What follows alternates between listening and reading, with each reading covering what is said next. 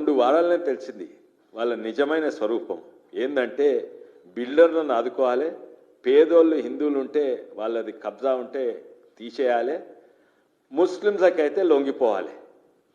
ఇది సల్కం చెరువు నేను నా సోషల్ మీడియా చూడని 8 ఏళ్ళ కింద పెట్టిన ఆడ కన్స్ట్రక్షన్ అవుతుంటే అది కబ్జా. సాధారణంగా చెరువు కబ్జా అయితే పక్కన ఈ చెరువు మధ్యలో కట్టిండ్రు, కానీ వీళ్ళకి దమ్ము లేదు. ఎందుకంటే ముస్లిమ్స్ వీళ్ళ ఓట్ బ్యాంక్. ఎంఐఎంకు భయపడతారు. ఎంఐఎం ఓల్డ్ సిటీని పాలించేది కాంగ్రెస్ ప్రభుత్వం కాదు, తెలంగాణ ప్రభుత్వం కాదు, ఎంఐఎం.